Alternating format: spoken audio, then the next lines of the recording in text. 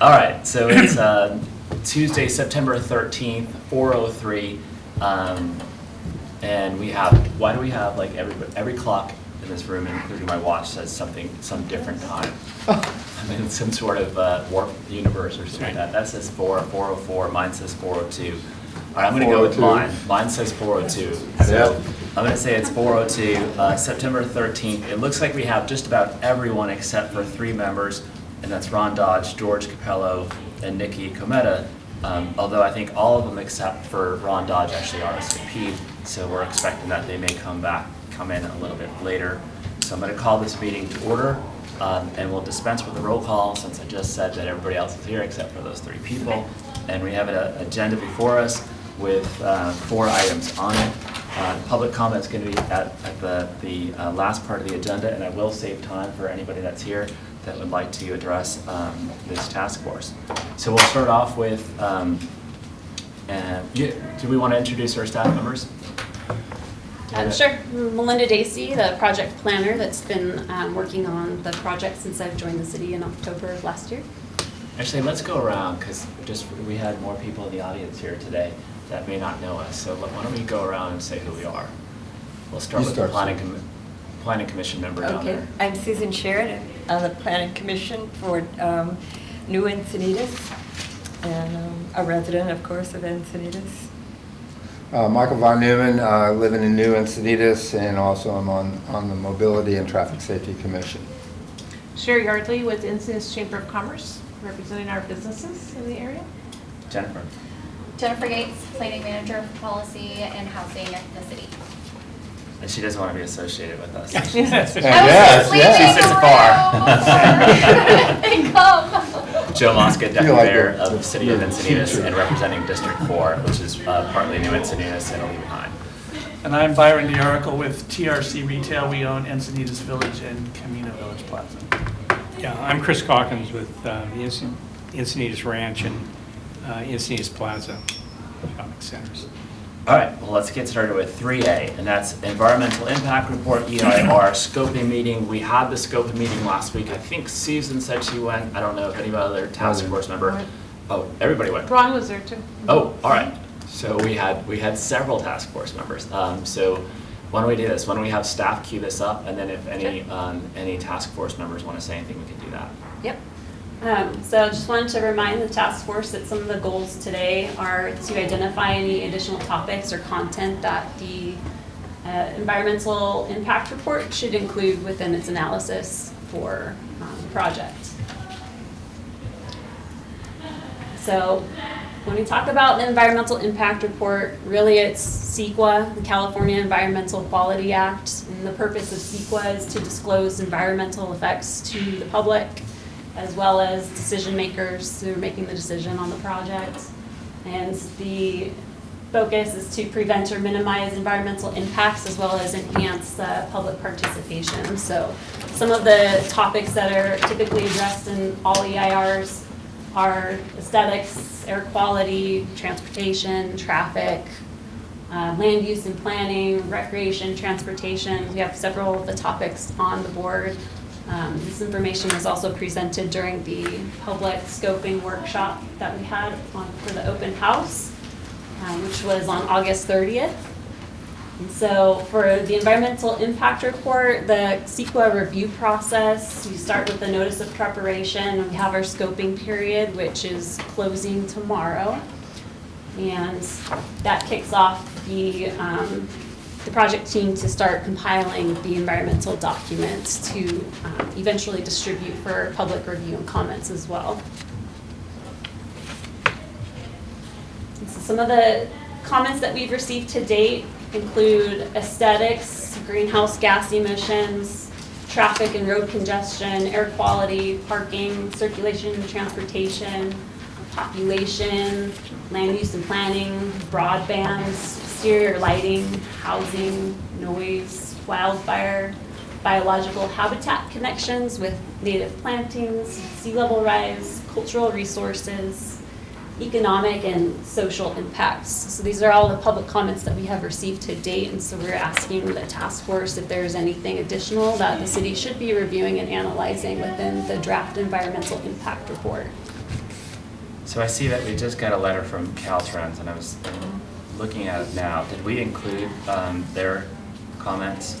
A lot of their comments were related to additional comments we had already received. One thing that they commented on that wasn't specified by the other comments was the broadband high-speed internet aspect of their comment letter.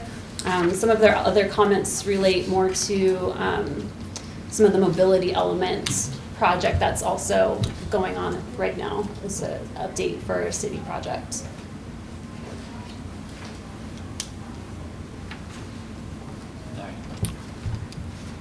So that's all I have for what we've received to date, and so we can open up to comments or questions that the task force members might have. Are you going to discuss the meeting itself? Any thoughts on how the meeting went? The meeting went well. We had about 10 members of the public show up for the open house, and of course the comment period is still open until tomorrow at 5 p.m. So if anyone here today still wants to provide written comments to us, we are taking those comments until tomorrow. So the idea is to, if there's anything additional that we did not get from the public to date that, the task force or members of the public that are here today want us to focus on as well during the study of the environmental impacts, so that we can get that information forwarded over to the project team. At one of the last meetings, we talked about, in terms of the different land use changes, that would apply corridor-wide, and that we weren't specific to any one area. Specifically regarding in the environmental analysis, it seems to kind of be, if we wanted to, if in fact this group or the city council wanted to change it and say, okay, we believe, like for instance, the southern portion is kind of already organically growing, and perhaps it's more kind of like the northern portions or a specific area that we would want to see more mixed use or higher density as opposed to the southern portion or anywhere else. That can be made, that kind of decision can be made later on, and it's especially helpful during the environmental analysis that we actually broadly look at more than what if in fact we kind of changed our minds down the line. I mean, like the opposite would be like if we basically, said that we wanted to be more narrow in the beginning, then it would be harder for the policymakers to change later on because we didn't review the broader kind of picture in the beginning. Is that true? Yeah, that's correct. So it's better for the environmental review to look at more impacts associated with what would be proposed, and then it can get tailored down and fine-tuned as it goes through the process. And if the city council did want to look at maybe adjusting project boundaries, then that would be something that could be done in the future too. And I'm not suggesting that I think one way or the other is best. But I do think that during this kind of environmental review process that it's best to kind of have a broader approach. Any feedback, thoughts? Oh. Go ahead. Can you go back to the schedule for the EIR? So how long a process is this? And the other question I have is, how can you review something that you don't know? I'm sorry, it sounds ignorant, but how can you review something if you don't know what it is? So we do know what the scope is in the project area that we're studying, and we're looking at expanding mixed use, which is typically commercial and residential, into the corridor. And the EIR will be preparing technical analyses reports to support any kind of recommended mitigation measures associated with the environmental impact report. Yeah, I haven't been involved with it, or I don't have much knowledge of environmental impact reports or reviews or something, so I apologize if my questions sound uninformed. But so there was a decision made somewhere along the line here that it is going to be mixed use and residential and stuff like that. I mean, maybe I'm going back to the beginning or something, but has a decision been made about what's going to happen there? As far as site-specific design, The that corridor. decision has been made. The corridor So itself. the mixed-use overlay, based off of the feedback that we received, the developer roundtable discussion back in December, a lot of the developers and property owners need to have some type of incentive to redevelop their properties, and that incentive for them is to get housing incorporated into Okay. the sites. All right. And that's essentially because they have long-term leases and it's costly for them to buy those out. We do have 2 property owners here that are familiar with land development, and they can attest to some of the comments that were made at the developer roundtable. They were also present at that meeting. But essentially what we are trying to do is to reinvigorate the corridor. We also need to incentivize the owners in order to want to put their economic support into redeveloping and enhancing the corridor. And part of that we've talked about as well is to get the public input, and what we've heard from the public is to enhance the public amenities and the landscaping throughout the corridor, make a connection between the Encinitas Ranch specific plan area and can kind of continue that down through the rest of El Camino Real corridor and kind of enhance and make the corridor more vibrant. So I'll go back to my question. How long a process is this? So I do have the There you go. roadmap. So that was our next topic on the agenda, was the status update on the project. So right now we are doing the environmental review. We're kicking that off. And in the process of doing that, we are also working on starting to compile the draft specific plan document itself. And so we'll have another meeting scheduled to go over the draft specific plan, and then we'll end up getting the draft environmental impact report sometime next year. So there's going to be ample opportunity for more public input and support. And so it is a multi-year project. We aren't anticipating it to go to a Prop A vote until 2024. So it is a lengthy process to go through an environmental review as well as creating the specific plan document itself. So the environmental review is done 2023. The final impact. Okay, thank you.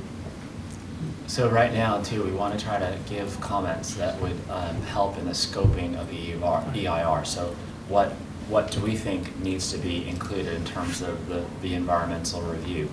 I saw some hands up over here. Yeah, go ahead. Chris? Well, I mean, the list of things you got, I think, is quite comprehensive, and I think picks up virtually everything I can possibly think of. Do we have a narrative definition of the project?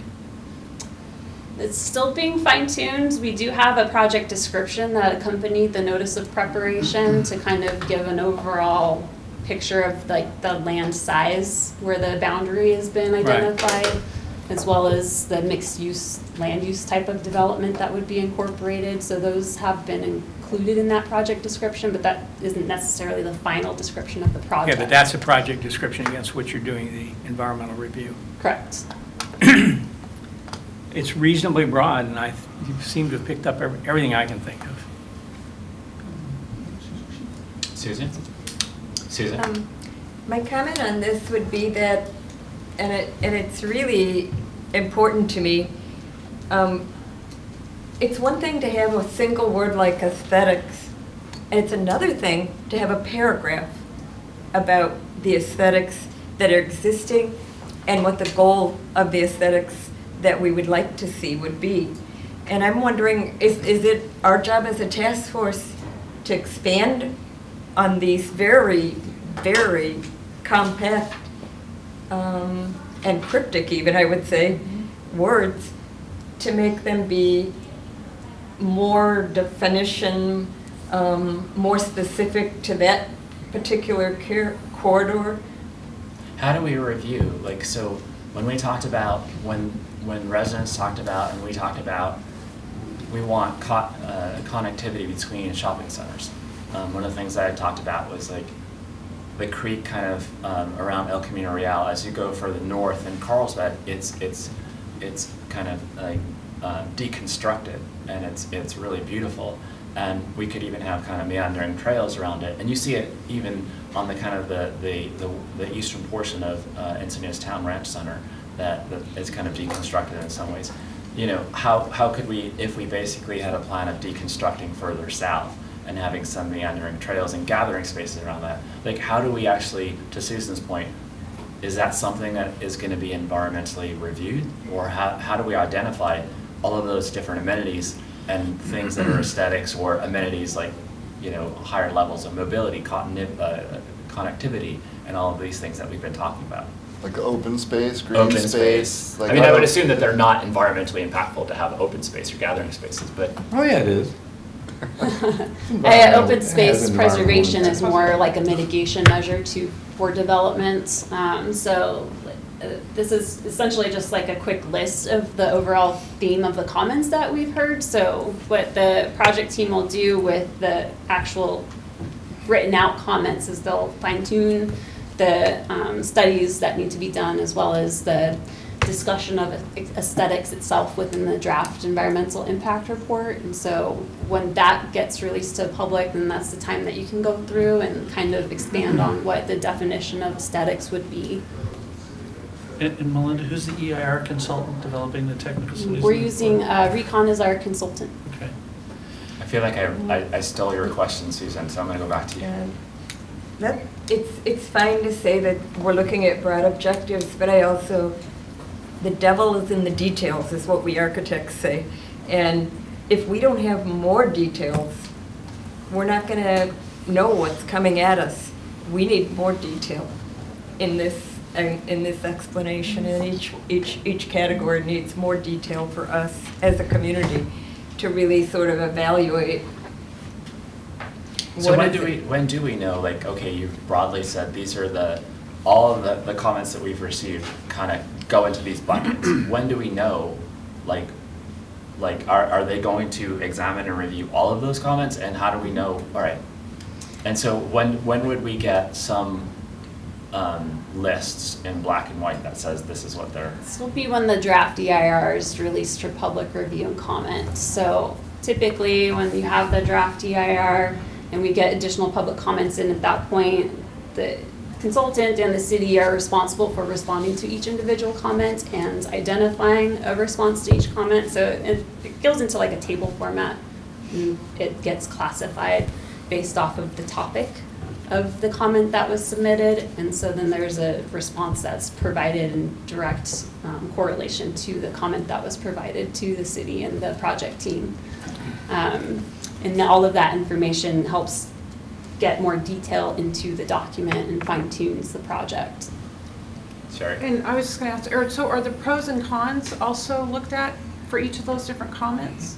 Because there are two sides to almost everything. So, I mean, so do they address the pros of that particular comment as well as the negatives?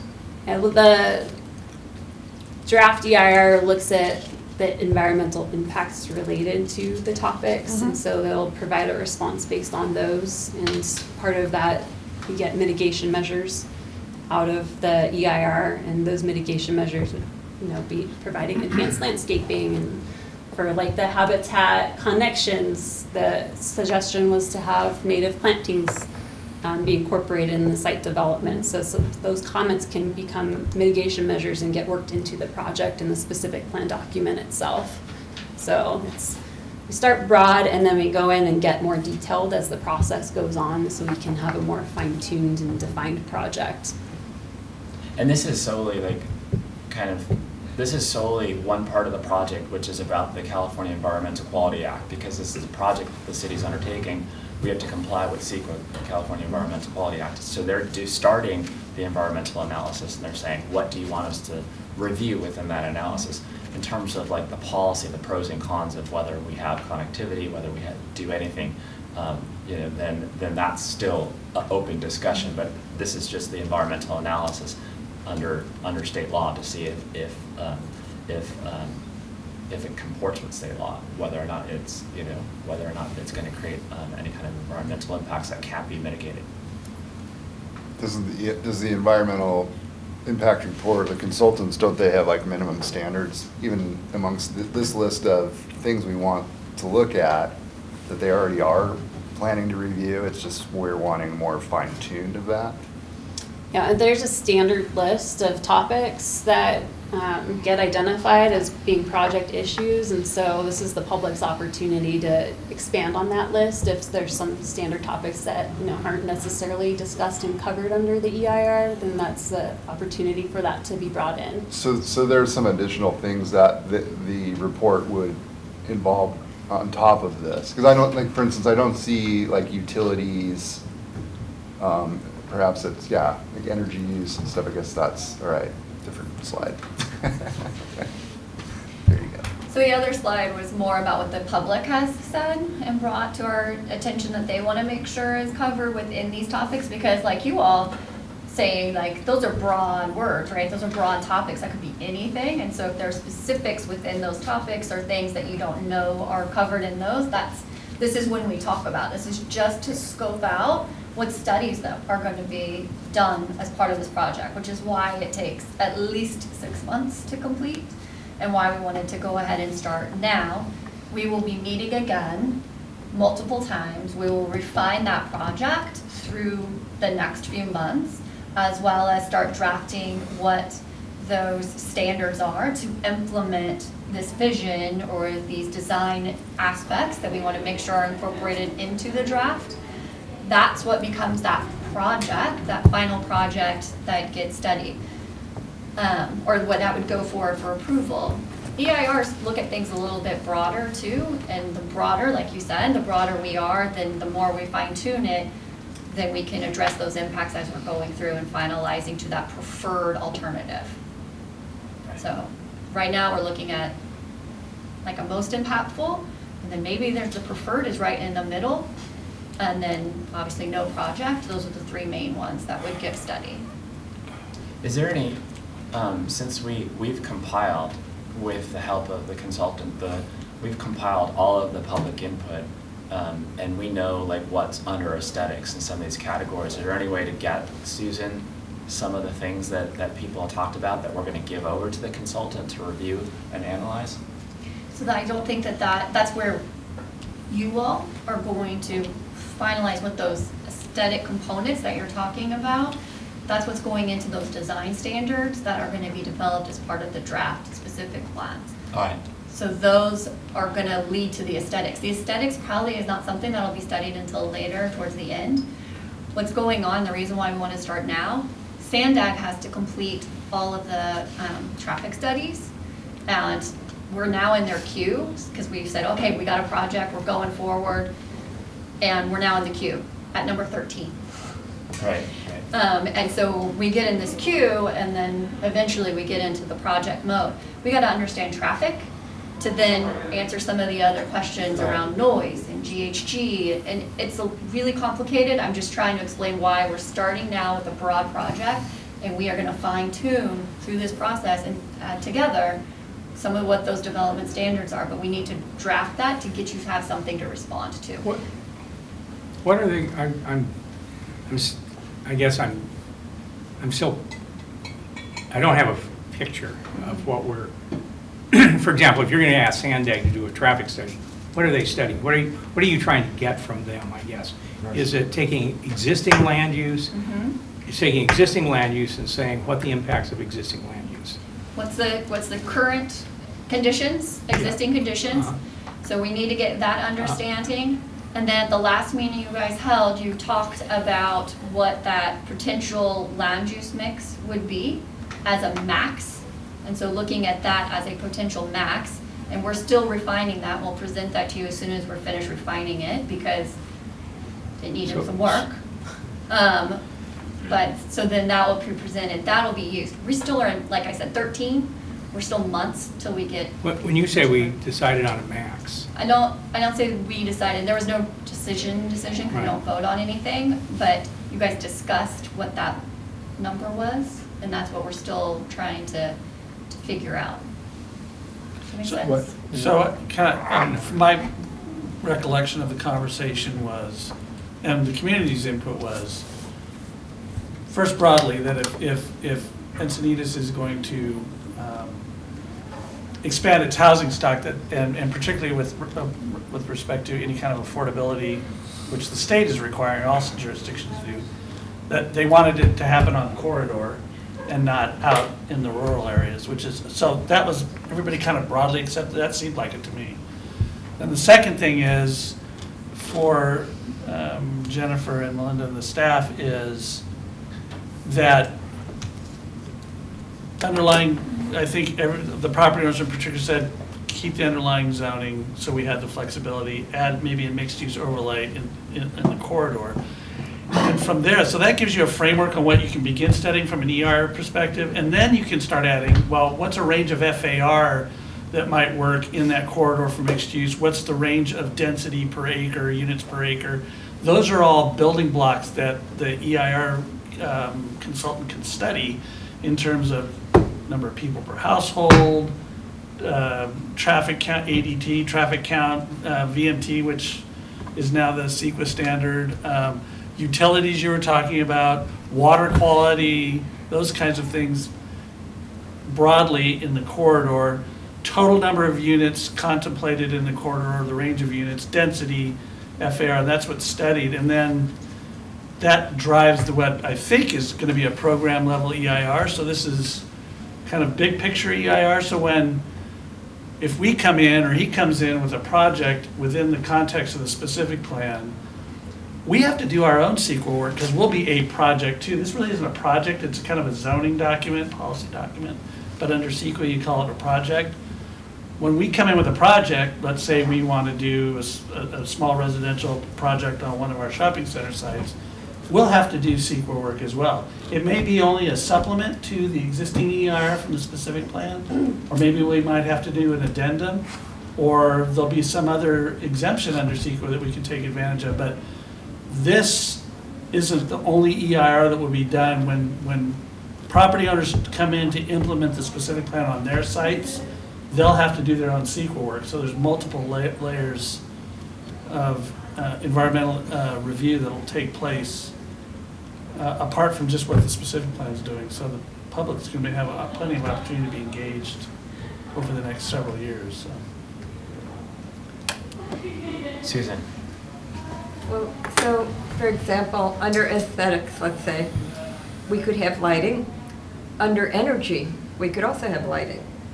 So the way I look at this as being a little too broad for me is, why not have a bulleted list under each one that splits it out a bit further? And also, another comment I have is that when we looked at the last meeting we had, you asked us to look at a couple of different sites, and you asked us to say what we thought about this idea of site A or B.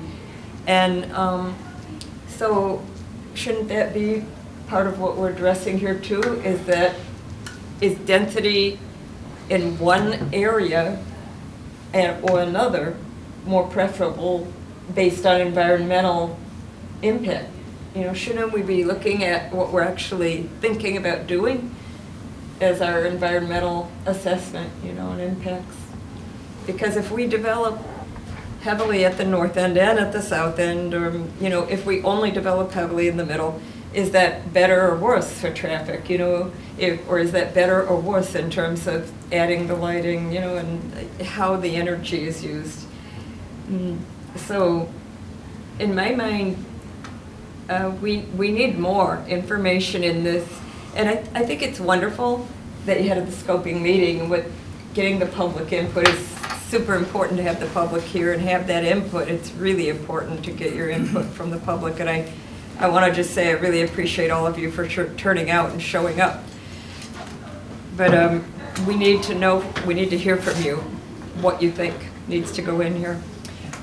So we'll post online just a little bit more information about what goes into an EIR, and you know, we also have recently found so like Encinitas Ranch original EIR and some of the other ones along the corridor, because we always want to look at what was studied before as well, and you can kind of see from that aspect as well. I think that just based on this conversation, I unfortunately did miss the last one, that we'll talk more on the next meeting about details on the corridor. Going along with what you just said though, Susan, the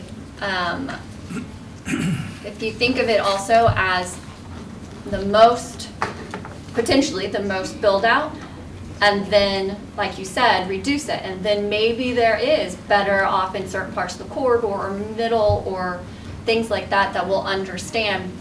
We need to know what the big, the most build out is first to then narrow that down and shrink it. So that's why we're looking at biggest as well, because you don't want to shrink it first before you actually study it, because it'll be harder farther down the line. As far as the EIR, just as it was explained, the idea is that it is going to be a programmatic EIR, so we are going to study as much as possible in the broad sense, and then have opportunities to tier off it for the actual projects. But again, each site, especially on this corridor, is so different. Some have been developed within, the last 10, 20 years, but then other ones have not developed since maybe the 60s. And so they're very different places right now. Some will have a lot of grading, some will have no grading. So there's just different aspects going on with each site that are just hard to tell, and they may never change. They may actually just stay the same, and they may not change, and that's fine too. The other idea behind this, as far as aesthetics and other aspects, is to understand the community's concerns around housing and traffic, and how do we design around that? How do we include those public amenities that the community wants along the corridor in developments? So we need to get creative with this. The other thing we're going to talk about a little later is just the governor has 2 bills on his desk right now that allows housing in commercial zones without zone change for his signature. Developments can come in, and whatever the requirements are, the objective design standards and development standards that are in place at the time of that application, those are the ones that they have to follow. So if we don't have them around this, specifically what we want for El Camino Real, then they would utilize whatever the nearest mixed-use zoning or housing zoning of that density is nearest. Just wanted to put that out there too. But we're going to get this done soon. We're going to get it done soon. So the major difference here is introducing residential as one of the permitted uses in some form. Mm-hmm. So the project otherwise is basically renewal of the corridor, setting standards, design standards, looking at all of the aspects. Changing the street right, aspects. and then looking at reviewing the intensity of use and the use that you're talking about adding as residential. That will be included. And so at varying densities, these standards will be looked at. Yeah. And We're so also going to look larger at envelope, based on capacity of the lots. Is that what you're doing? Mm-hmm. Okay, so you're going to take as given the land use configuration. I mean the parcelization that exists.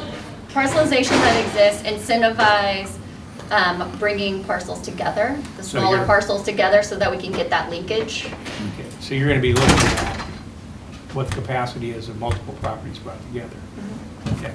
Unless we can incentivize you in other ways. I don't know. Well, money. We want a theater there. Maybe we can how can we get that theater there? So so that's our site in the larger context. But we are looking at that for EIR purposes. So we did say, you guys discussed last time about an acreage, right? There was this size acreage, and above would include housing potentially.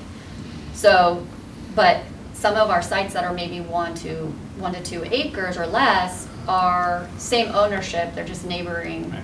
So we did take that into consideration this last round of review, which is what I was talking about with cleanup, is there is that possibility, and then we need to make sure that the EIR takes that into consideration. If somebody does join lots, then we need to make sure that those units are accounted for in a max build-out scenario. How do we deal with, just going back to the theater pad, and I don't want to talk about it that much, but just for the fact that when we kind of talked about that, the parking was an issue. I mean, so how do we address the fact that you know, under this kind of old analysis, you'd have to park so many cars? How do you utilize higher density under the old analysis of like how many cars you'd have to park? Because I know with our parcel, we couldn't really utilize that parcel in a way that was reasonable because of the fact that we couldn't park as many cars. Under your existing code? Under the, NCH ranch specific plan. Well, yeah. Yeah, the parking you wasn't don't have as to big. comment if you don't want Well, to. no, the biggest, I mean, this goes to what we talked about earlier, is when you think about what you're going to do, the restriction there is the multiple leases that are in place, some of which go 40 years, that have restrictions on what can be done in the center. And one of them directly impacted that side. So even if we could figure out the parking, so I guess I'm pointing that out because that's an example of why when you get down to how you're going to implement this, the idea of overlays that allow an opportunistic redevelopment with the incentives built in. In other words, you have reduced parking standards if you do X or Y. You know, if the opportunity comes up, then a property like ours, if we have the opportunity, we can look at it because there's already a box that we can think in versus having to start off from ground zero. Right.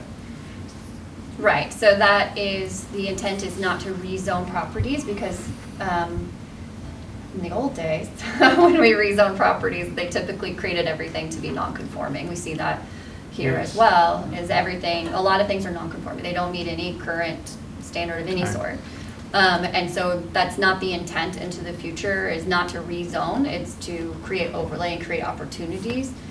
And to look at incentives for making sure that we're addressing, again, bringing in community benefits with new development, and how do we also reduce traffic and create more of a walkable space. I mean, we've talked about like what that street looks like is, maybe we actually need that the street layout to be a little different, but we need that maybe a little bit more property, improvements, move the sidewalk in a little bit, but that may mean that in some of these properties, we may be encroaching slightly into somebody else's private property.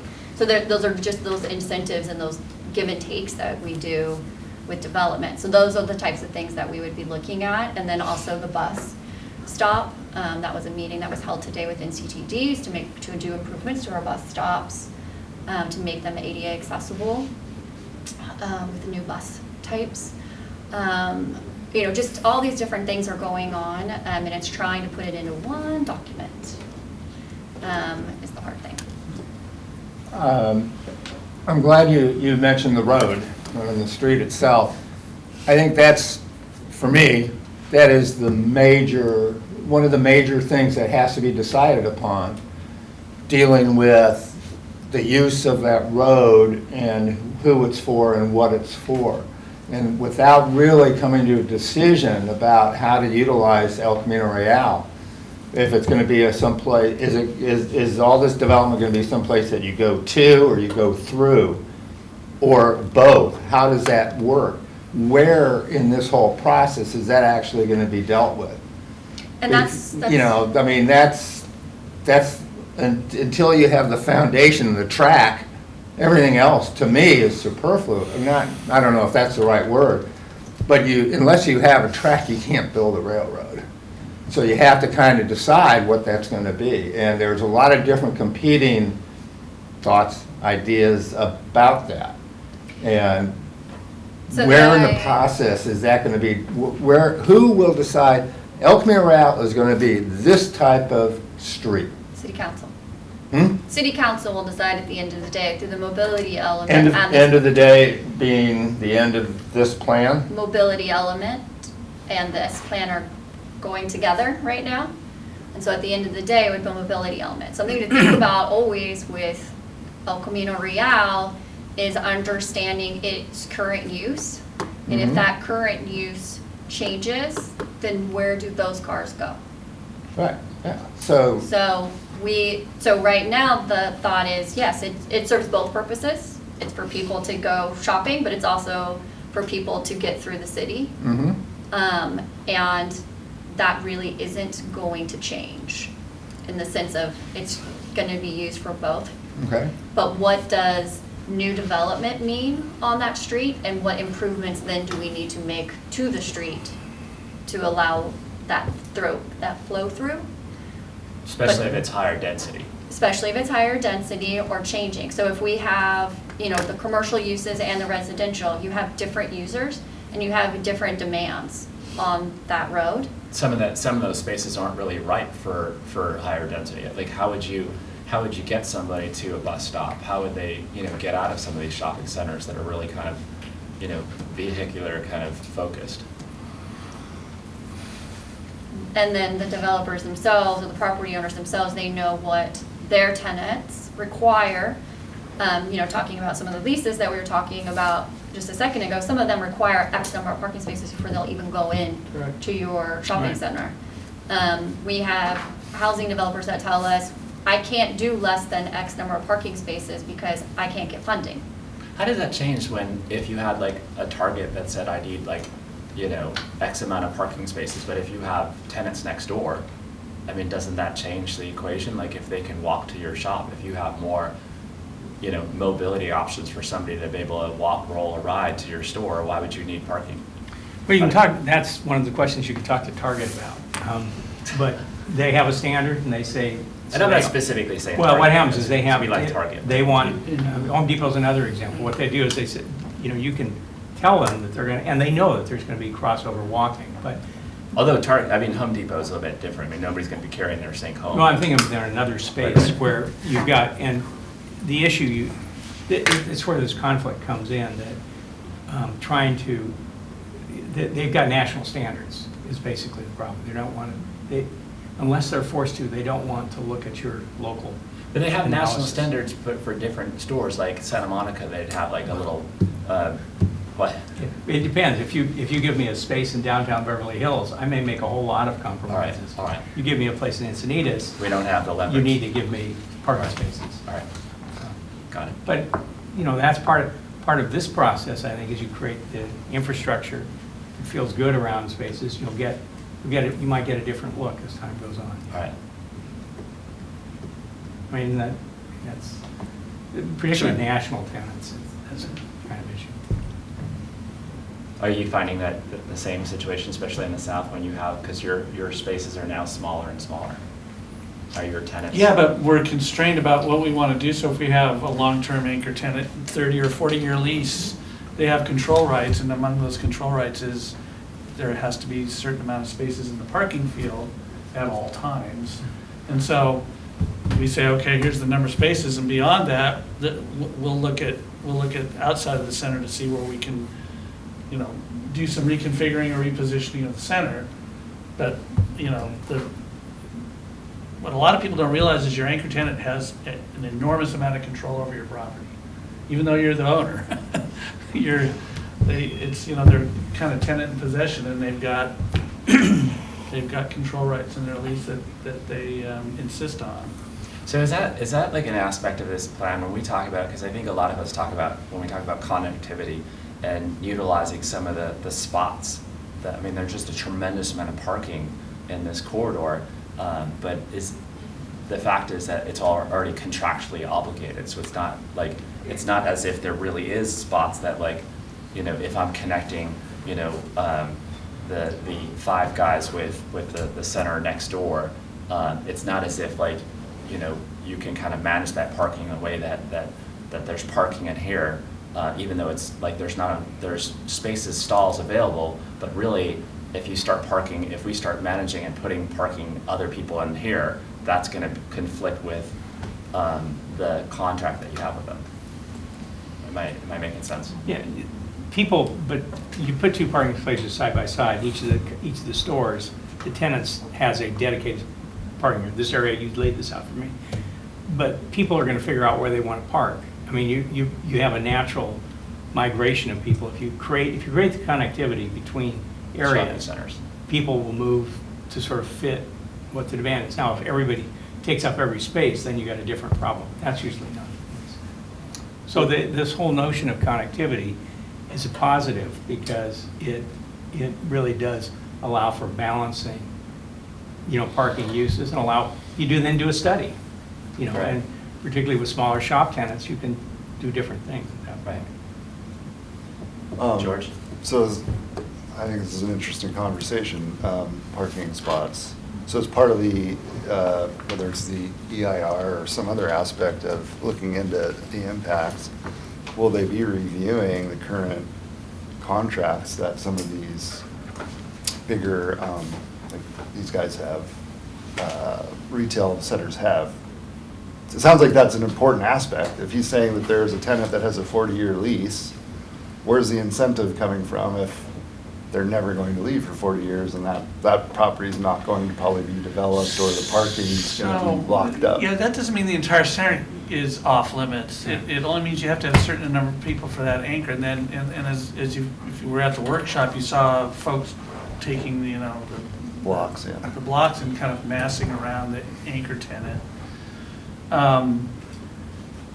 But because this is a specific plan, it's its own zoning document, so you can build in the parking standards for the corridor. They may not apply anywhere else in the city, but they'll apply to the corridor. And what you do is if you know roughly where mixed use is going to take place, what you want to do is incentivize fewer parking spaces around those areas so that people come down out of the apartments that they're in here and walk to the market or ride a bike to the local dry cleaner that's maybe on the ground floor of the place. So it's meant to get, not everybody, but it's meant to get kind of the critical mass of residences that are living within the center in some kind of mixed-use setting to not use their cars.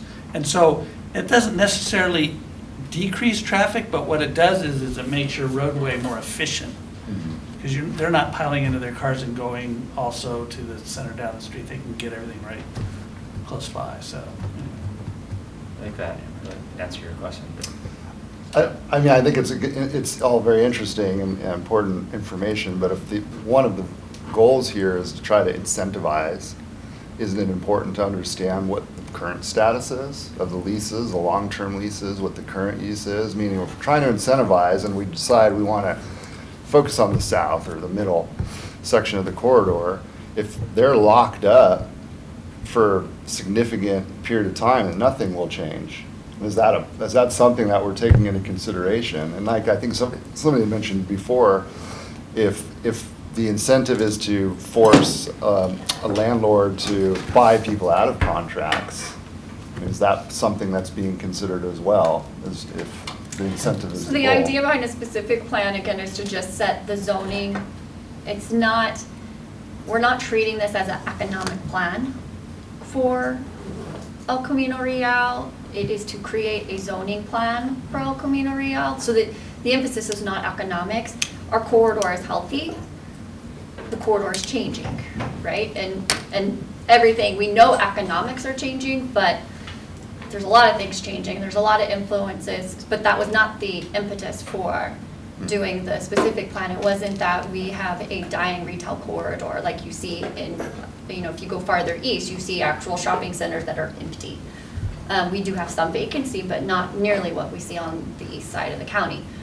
That being said, it is looking at incentivizing so that we can get the connectivity, we can do the things that we want to do.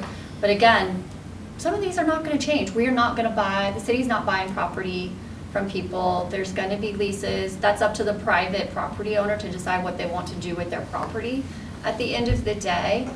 But there are changes and things that we can do as a city on our city properties, right? Yeah. This isn't for naught. There are opportunities. They wouldn't be here at the table. If No, I understand. So there are changes. opportunities. There are changes. I mean, the idea is you put in a plan. The reason I said Right. make it opportunistic is, unfortunately, we've seen really big companies go bankrupt, and you have to start all over. So saying that somebody's got a 40-year lease doesn't mean that they're necessarily going to be there for Right. 40 years. That'd be how it's going. Right. Yeah. So Yeah. that's why you want to put it in place and create the opportunity. Then Whole Foods. come on. Susan? I hope not, for our sake. No, just, Susan? Getting back to things that may be missing, Yeah, that's right. solar access would be one that I don't see there. I would say view preservation, views in general, but also along kind of with views. I live in New Encinitas. Right. And I have a ocean breeze, believe it or not. I'm so far inland, but I do get that breeze. And it really makes a difference in my comfort level. I don't have AC. And so one of my concerns is if things are built up, what happens with prevailing breezes? So prevailing breezes that come through that corridor, how do those prevailing breezes currently come through? And what would the impact be of building up? Would it block those breezes? That's a definite environmental impact. Yeah. Mike? Or what was my thought? Okay, so we're looking at this corridor. Does is up any of these tabs take into effect the impact on the neighborhoods already? Like will the environmental impact, when they're looking at traffic, are they going to look at potential impact of traffic on Mountain Vista, Via Molena, Montoro, and all those types of things? Because any increase in density, whether it's commercial or residential, is not going to just impact El Camino Real. It's going to have a big impact on the other neighborhoods. So my question is, does the environmental impact also take a look? Like, what's the radius around that it takes a look at? Good question. It's not exactly a radius, but so for your specific question, you're talking about traffic. So the traffic model will look at the impacts to the surrounding streets, because what is on El Camino, if, let's just say, we're not, but if, let's say we said, oh, 2 lanes.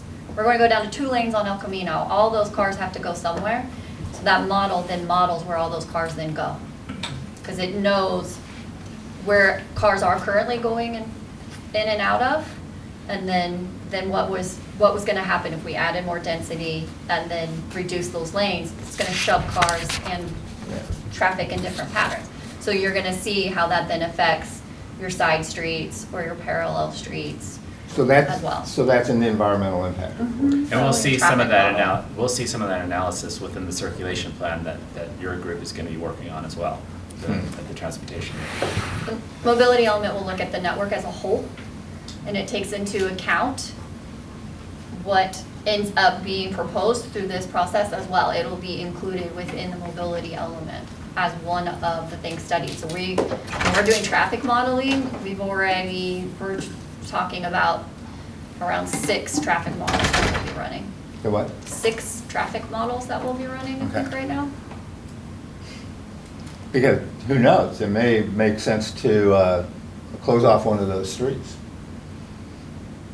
to access Close off El one- Camino, one Montoro, Molina. Who knows? I think I don't that, know. so then remember always, So we want all more those types of circulation, thought, not less yeah. circulation. No, we want proper and effective circulation. Yes, but when So you close closing off off a street is not going to be proper circulation. It may.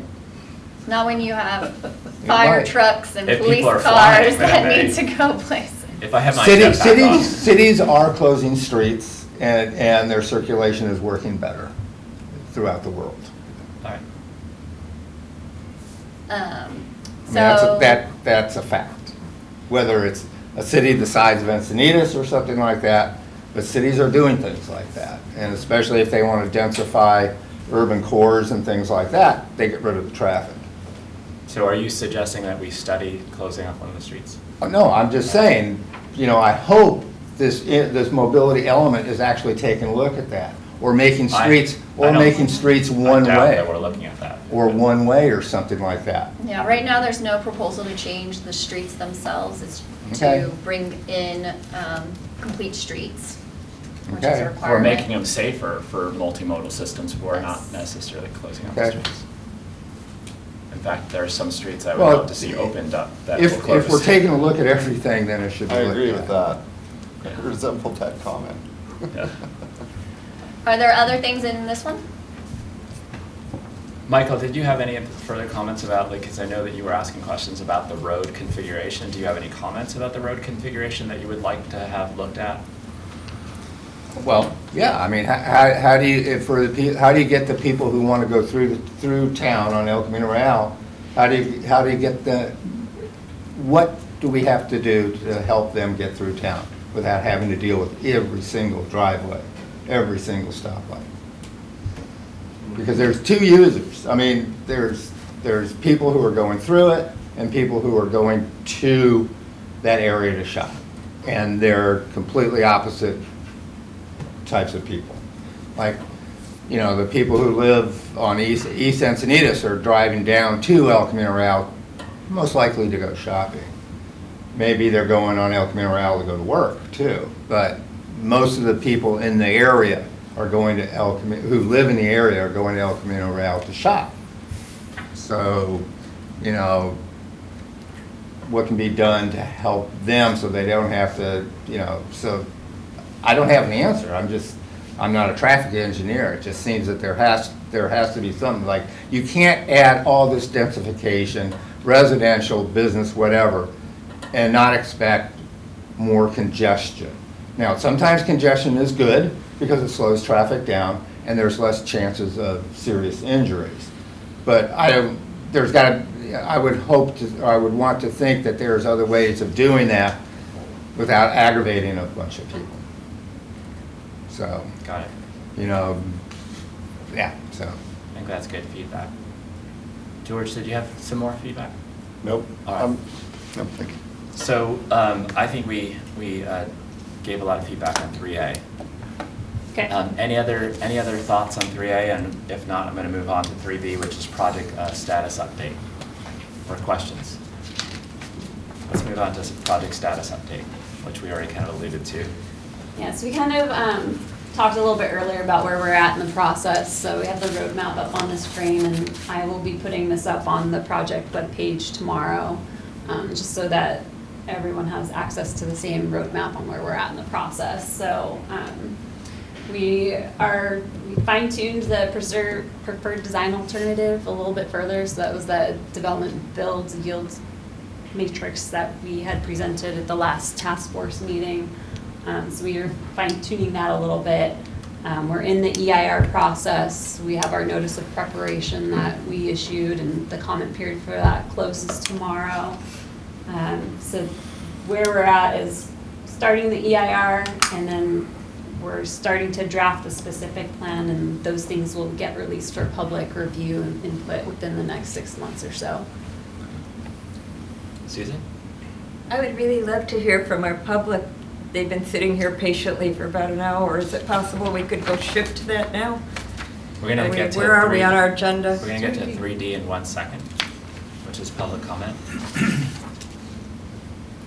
Any questions on the project status update? I don't see any bike lanes on that road. 'Cause I do have a Protected bike lanes? It's only 2 lanes too. Between now and the draft specific plan, what's the task force? I know we have, like going out to the corridor in October, I saw that, but what else is in store for the task force in the next few months? Are there other open public meetings that we're gonna have before? Yeah, so once we have more of those development standards as well as the build-out yield information, we'll present that. So whether that's kind of like a combo meeting in the October when which we're going to talk about in a minute, of being on site on the corridor, Okay. or having another meeting here to look at those things. Probably would be separate. It'd probably be after we go to the corridor, because there may be things that you guys talk about at the corridor itself that we could then also kind of add to those development standards. And when I talk about development standards, I mean more of like the big broad picture of the standards for like setbacks and things like that, not necessarily the actual design, what we would in old days call guidelines, but now we have to do objective design standards, so it's not the minutia, it's the big picture aspect. Did we pick a time yet for that, October 8th? We haven't, but we're going That's to what we're gonna get talk to that about. right now. Okay. Any sorry, other I questions couldn't on have the project status update?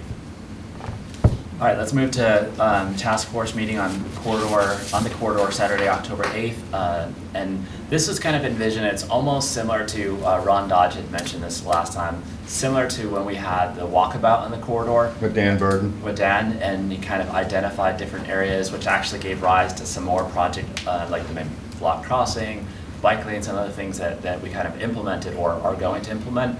And so this is kind of inspired by that, where we're out there in the corridor. We're talking about the things that we envision for the corridor. We're identifying different areas, and we're just kind of having conversation organically about the corridor and what we'd like to see, and maybe the aesthetics, the amenities, everything. So anything and everything's on the table. We haven't set a time yet, but I was thinking in the morning time. That's a Saturday. And we'd maybe meet at Starbucks or something, have a coffee. Discuss, and then maybe we can go and have an agenda of different areas we can take a look at. Is there an agenda yet, like of what areas we want now? Just sort of. That's some of the questions we have for you all as a group today. You know, is everyone available that day? If so, is there a preferred time? Is there a specific location we should meet and focus on? Well, it's always easier to walk downhill, so I would say we start. We have to get back uphill though. That's true. We just get on the bus that comes every 5 minutes. No, it doesn't. Every 5 hours? Yeah. No. We can prove up the walking deficiencies, the reasons why people can't walk. Well, and is there a time constraint? We just want us to spend like an hour? Is there somebody who's going to be, like you said, that last time there was somebody who was more informed, I guess, to kind of point out a few things that we want to be looking at? We can utilize staff for some of the feedback that we've received and some of the thoughts that they have, and maybe like 2 or 3 hours.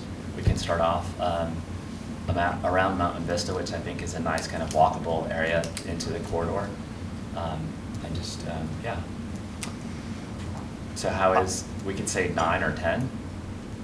Yeah, that's workable. That's workable for me. I'm flexible. So 9 to noon, something like that. Is a couple hours? You want to stick to a couple hours? Because then and other people we can always stick around even after that if people have questions. Because obviously this is going to be posted as a public meeting. Right. I see what you're saying. I'm flexible either way. I just, my thought would be, if we're going to do it, and we're going to like put eyes on it, even though most of us are familiar with it, is to not neglect the, at least, we all kind of know what's north of, what is it, Garden View? Garden View. Right. We know it's there, but as you start coming south from Garden View, I think that's probably the most important area. I think that's where people are kind of envisioning, hey, can there get connectivity from there? So is there a specific location that you would recommend starting? If you're wanting to do a loop versus like just go one direction and then say bye-bye to everybody at the end, that'd be one option versus a loop if we wanted to get back to where we started. Starting at what, the northern portion? No, maybe start in the middle, like you were saying, right in the go a Mountain View loop. area, and do a loop around. And don't go, you just go up to Garden View, you don't even go all the way up to, maybe go to Garden View and then back down to Right. Encinitas Boulevard, sort of your maximum. So Mountain Vista to Garden View. That works. And we're And saying. then cross the corner safely, the street, and then go south on the other side. Could you imagine like task force members getting there? Do we have to wear helmets? Should we? I might. All right, so. Starbucks is fine, so whatever. Yeah. Whatever is a good, So 9 to 11? that works. Does that work? That's good. All right. Is that enough time to work on it? Yep. And chat? Yeah, and then we have a could. coffee? We Yeah. could always. Walk the chat. We can always. Yeah, exactly. Well, I'll be running down the corridor or up the corridor. Yeah. Was it Susan who did the analysis that said the slopage was actually more? Susan, did you do? She's looking at something else. I think there was. She's reading her. It may actually be faster to walk north. And Is we'll it? roll right down. The slope It's, goes, the advantage of that, taking that stretch, is you're going to see an illustration of the kinds of issues that exist. You don't Yeah. need to look at the big shopping centers Right. No. to know sort of what's there, but these smaller ones, and Right. sort of the challenges, the height challenge, if you go east of, you go on the east side, you've got some of those medical things that are way up Right. high and some down low, so if that's a good block. The one that has like the Sport, there's a the sport. slope into like, I always imagine from my East Coast perspective, like if it ever snowed here, Right. how would you ever get up that thing? Yeah. Lifts. All right, so challenges, amenities, what are the other kind of agenda items that we want to look at? Michael wants to look at transportation. Yeah. I think that. How many driveways there are? Oh, gosh, I think Ron Dodge has that countdown. Yes, I counted I mean, that for too. instance, if you're going south on El Camino Real after Mountain Vista and you want to go to Rubio's, there's a driveway there, and 5 feet farther south is a driveway into the gas station. And that's what I think when we talk about connectivity, I mean, one of the things my hope is that, like, you know, I mean, even with his shopping center where you've actually kind of narrowed the driveway where it's a little bit more manageable. And then he could even plug through, not that I'm saying you should, but you could plug through the county site and then reduce reduce even more of a drive-through, because you have a drive-through on the other side of that secondhand store place. I would also love to have, because I'm probably like the least knowledgeable when it comes to what the current zoning is. It would be nice to have like a key as we're walking to know what the current zoning is.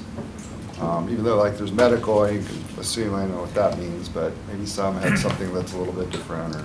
Maybe something that shows the parcels too. I mean, Yeah. if you did just a, Yeah, it that's a doesn't good have to idea. be a big thing. Because there's over 70 owners, right? Right. Yeah.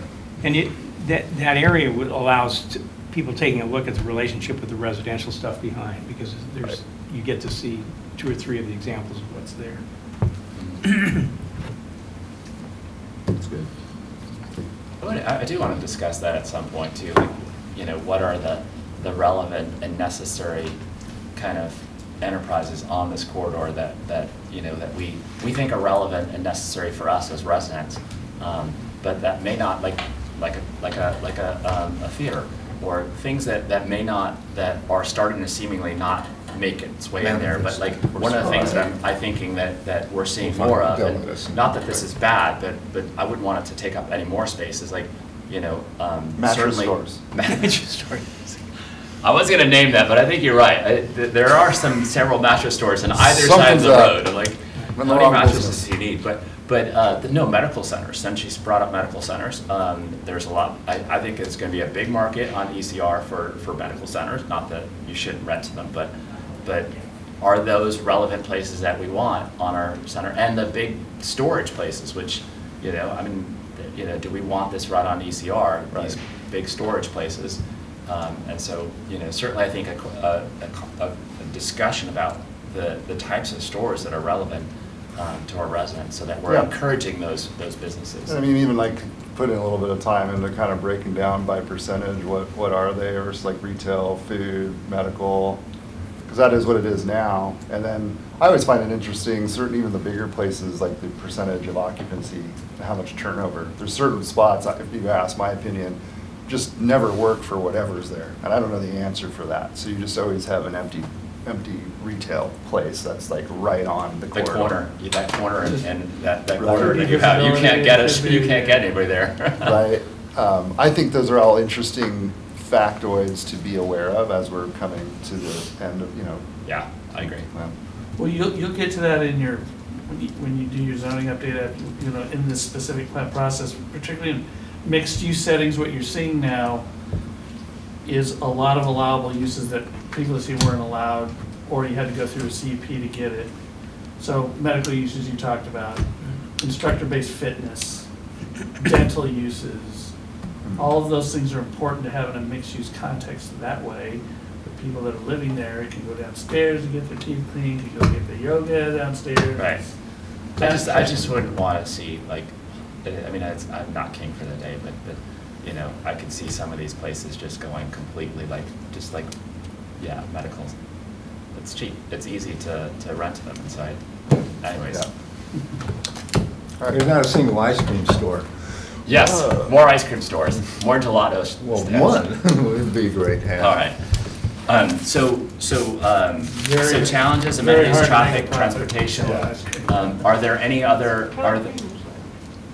Nothing, go ahead, sorry. No. What, I was just saying Kelly Cream was looking to be on the corridor. Oh, all right. very good. That would be cool. Our chamber person. Gotcha. Yeah, this is a good conversation for the chamber. Any other agenda items that we want to have on that? And staff will, it sounds like staff has some items that they may want to broach with us at that time as well. Yeah, All right, that sounds fun. so 9 to 11 is Starbucks good? Yep. So that we can have our coffee and talk at the same I'll time. meet you outside of Starbucks. All right, all right. All I right, don't do corporate coffee. We can Oh, you go. don't? I'll make you some. Yeah. Bring it over. Coffee. thank you. All right, so if there are no other questions or comments or thoughts on this item, Susan, did you have any comments about it? Susan, did you have any comments about it? I'm sorry? Any other comments that you have? All right, you're good? All right. Let's move to public comment. So this is going to be the time for anybody in the public that wants to address the task force. It would be nice to kind of be on this topic, but you can say whatever you want to say. We do have 3 speakers. minutes. Everybody has 3 minutes. And if you can submit a speaker's slip, that would be awesome, just so that the staff can track who spoke, and I suppose your name then goes in the record, or the scoping. We have Sandra Anderson. Oh, can Bonnie go first, and then I'm gonna go after her? Yes. We have a Bonnie. 5-minute presentation, but I'll do 3 minutes and she'll do I'll 2 do the minutes. rest. Awesome. Or can I give her my time? Yeah, go for it. Okay, so I'll just, Thanks. Bonnie, We're at the give her scope. Yeah, that's good. Okay. Sandra and myself, we're a long-term residents of Encinitas, living in the neighborhood on the north side of Via Molina. After attending the August 30th scoping meeting, where we're distressed to learn that the rezoning of El Camino Real for mixed use only included a limited study of parking capacity, the CR Associates parking study evaluated the number of empty spots within the commercial lots along El Camino Real. Given my neighborhood's experience with tenant parking from nearby apartment complexes, it seems unrealistic to expect the commercial lots along El Camino Real to be the sole parking site for future tenants. The study shows significant unused parking capacity in the ECR corridor. However, effective parking management is not merely a matter of parking spot numbers, but also how those spots are allocated and supervised.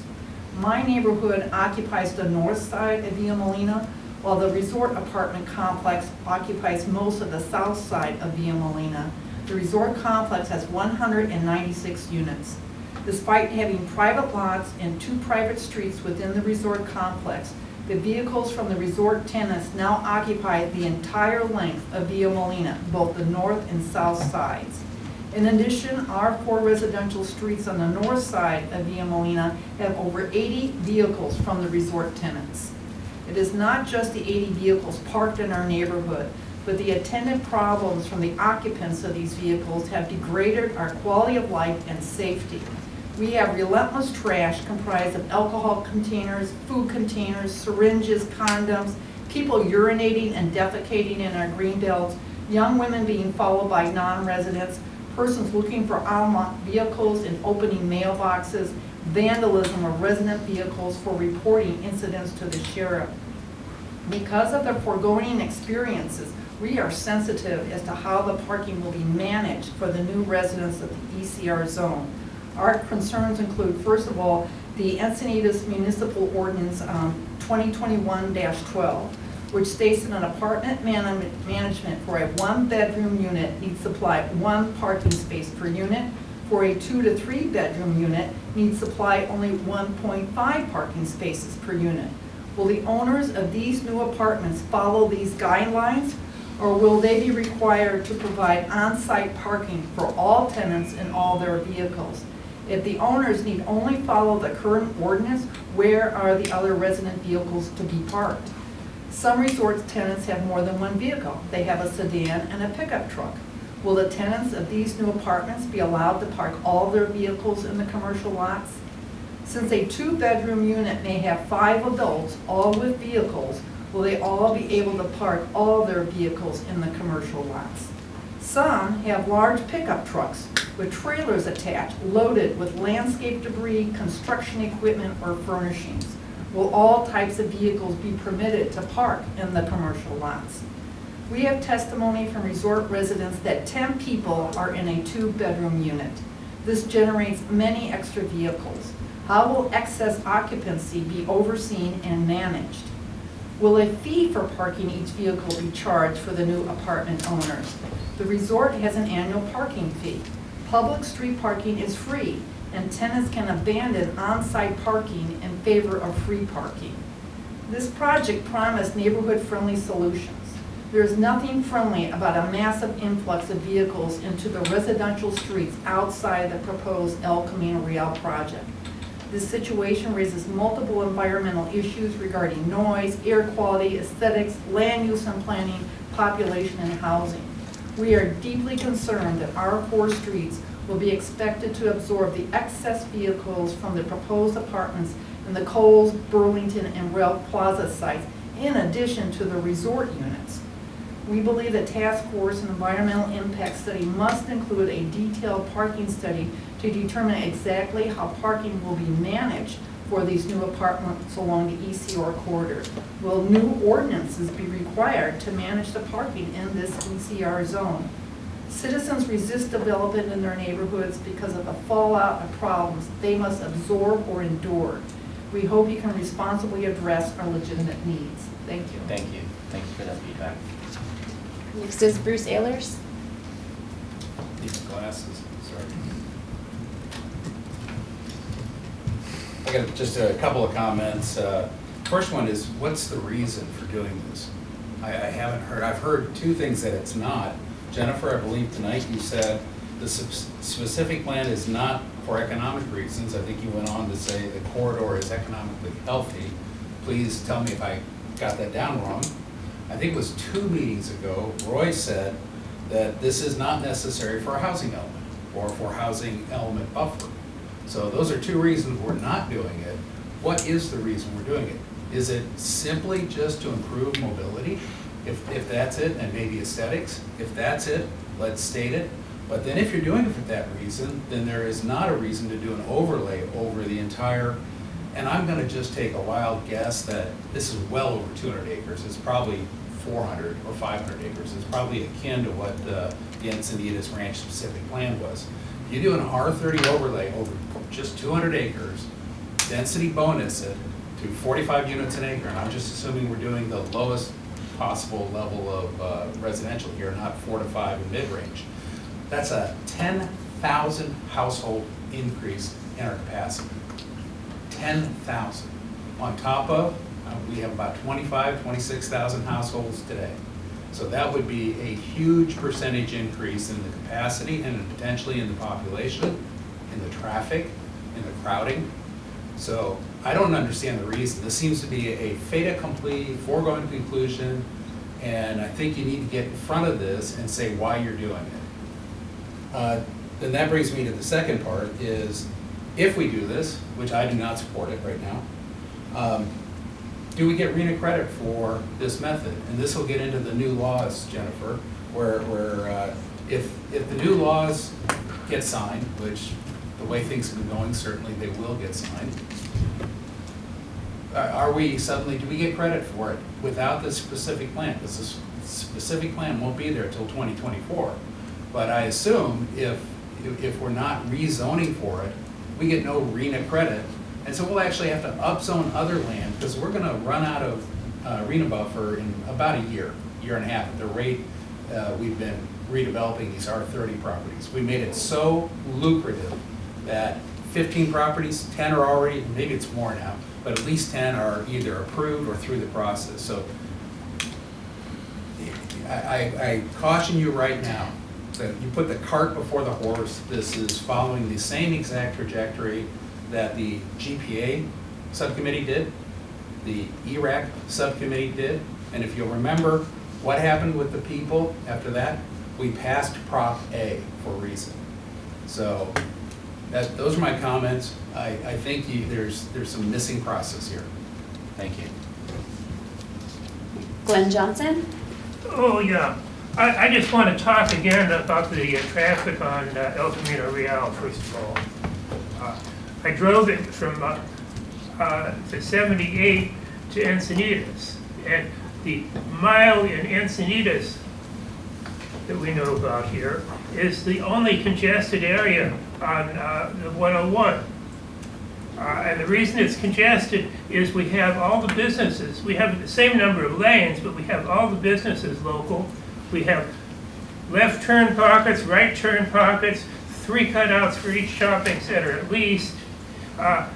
Cars don't go through, cars that want to go through. They wait for the guy to go in or out of this center, in or out of the next center. This section of the street doesn't know what it is. Is it a route from inland, from San Elijo Hills to get to the I-5, or is it local shopping district? And you've got a schizophrenic street. I'd like to see access somewhat restricted. Get rid of the left turn pockets, get rid of the curb cuts, have a moderate number of places where cars can enter the center for parking. And if the businesses have leases that say they're supposed to have 3 and 4 entrances, they can sue the city. That's my opinion on the traffic. I'd also like to mention that along the way here is a fire station, which is a very important part of our community, and the sheriff's station, especially the sheriff's station up a hill behind some buildings with some vacant land that used to be a burn area. I presume that land is part of this project. And we need to somehow improve that particular intersection. The sheriff's station, crossing El Camino Real, etc. Dan Burton's walk pointed out how difficult it is to get anywhere on the sidewalk. I'd like to have the pedestrian traffic not next to the smoky cars, but routed inland further so the pedestrians can walk past the businesses. And that's my view. Thank you. S. Shapiro? That's me. I live in New Encinitas, been here roughly 25 years. My family does most of our shopping along the ECR corridor, from one end to the other, from the small stores, well, all the way up. At any rate, I'm just concerned, well, we also have all our medical, dentists, etc. along that stretch. And my concern is that if the area gets more heavily developed, and if I was a property owner, I'd be looking to do that in some way, return on the investment. But I'm just concerned about our quality of life, the walking, parking, etc. So I've been to every meeting so far, and I'm just watching and listening. Thank you. Thank you. And then Scott, is it Plattenberg? Plattenberg, yeah, hi. Just listening, I had 2 reactions I just wanted to voice my opinion about. One was about the draft plan creation. It's, I imagine, ongoing now, and my concern about or question about how do conflicts get resolved now? Maybe to your point, Joe, about doing the maximum so that in the future you won't have to revisit, which I understand. But sometimes if you do the maximum, then that kind of lends to a maximum. So I heard, and I mentioned it before too, in the Developers Roundtable Conference, it was universally accepted by everyone there that 5 stories was a minimum in order to pencil out and make economic sense for property owners. And in my view, that's not something that the community would be receptive to along the entire corridor. Maybe 4 stories in a specific spot, maybe the BMW dealership because it's apartments and there's no residential behind. I don't know, but I do know it brings up the point about how in some areas different zoning would apply. So I have the other concern about doing a complete corridor overlay that was universal. So the question then is, like, this conflict between 5 stories and what the developers say versus maybe what the community input has been. How does that get who's deciding those things when it comes to this draft plan? I imagine the plan's gonna come out and there's gonna be some strong reaction either way. Secondly, to talk about Newsom signing bills and the nearest mixed use zoning, do we know what would apply now if those bills were signed tomorrow? And if we don't, do we want to find that out? And so, It's on the list. yeah. We just found out on Monday. So that was just a reaction to that statement, but thank you for bringing that up, because it is very interesting and it's going to affect us all. Yeah, those are my two reactions, and with that comment about being, I call it irresponsible to just do a complete corridor overlay versus surgically going in and identifying the locations that make sense for different types of zoning, which would most likely get approved by the residents versus just leaving it open where, you know, hey, we may not have the control we want to go on this. And thanks again for the opportunity. Thank you. Any other, do we have any other slips? No, Anybody thanks. else? If you've not filled out a slip, there's a few others. No? I'm just watching. Kevin, you talk at every one of these. You're not going to say anything? Okay, I'll say one thing. We have 3 lanes running north and south. I think of Palm Desert and Palm Springs, where they have similar roads. And what they've done is they've pretty much put up a median on either side, and they've got 2 lanes, north and south, in the middle, and they treat those outside lanes as kind of a frontage road, which would make everyone kind of have to slow down, pull over. This has already been discussed. If it has, then We nixed it the last time. nixed it last time. Well, No. Bring it up again. Bring back the 1980s frontage roads. We'll bring it back. it's not a bad idea, let's- but we can model ourselves. it's been fully discussed. No, it's, are we looking at it, or did we completely nix it out of the environmental analysis? I think with the mobility element, I think we were looking not at doing the frontage road option based off the last input we got. Some of the commercial businesses won't be occupied if the road type is like a frontage road design. All right. Mobility plan doesn't go to his commission, does it? He doesn't get to. Yes, he would. Oh, it does? Yeah. You can bring up that comment in planning. Oh, yeah, I mean, but still, I trust the mobility and traffic commission. I think that's your name. No, maybe Michael's shaking his head, shouldn't do that. Did you guys have any thoughts on our We have no walkabout power. on October 8th? I'll be at poll worker training. I'm gonna be a site Poll manager. worker training? I do Oh. volunteer poll worker for the registrar of voters. Like, why Here you always thought he was I know the Swedish, governor. right? He was talking about the desert and he's talking about poll worker. I've got training for the registrar of voters. All right. Okay, on that October 8th thing, I don't know, I know we're gonna start at Starbucks or whatever. Meet at your house? Well, that, You're right there. hey, come on over to my house There's no anytime, I'll parking. make coffees, but I would really, yeah, there's no place to park, so come on over. But I would like to, if we could, I don't know if it's too far or whatever, I'd like you to see Via Molina and how it is. I mean, we already have commercial and tenants parking on the streets. Right. The Garden State Bagel truck is parked there 24/7. The Drake veterinarian workers park there during the day and walk to their place. So it's already happening with the density we have. And I'll be there on the 8th, and if we can make it that far, I just would like you to see kind of the mess we're Yeah. looking at. And then email me, because I want to talk to Captain, our Captain of Sheriff's Department and see if. I've been She there. already We just had a has. meeting Oh, a you few days did? ago. Okay. Yeah, Alright. so he's gonna put increased patrols through, but it's very difficult, you know.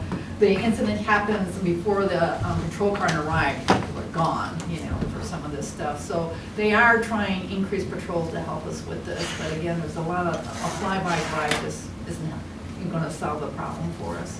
But we're hoping for is permanent parking, and that's what we're. I don't know if our traffic folks want to take a look at that. Oh, we're We've ready been for to- them Oh, you too. have. All right, you have. You guys. We've been to the traffic commission and they approved for us to get parking permits. Then we To go went to forward. city council and, well, we didn't get to No, the You city didn't, council. Right. yeah, I was going to say, I don't remember. No, we haven't got there. No. We didn't get there. All right. No. No, Yeah. but we went with the traffic engineer, and we met with Jill Bankston as All right. well, so we're going through the process here. All right, Jill's awesome.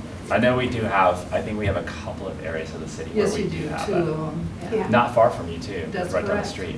For the same reasons. Yeah, the apartment building there that has, yeah. All right, let's bring it back to, no other thoughts in terms on October 8th, except that 9 to 11 is good for people? Yeah. All right, cool. All right, bring it back.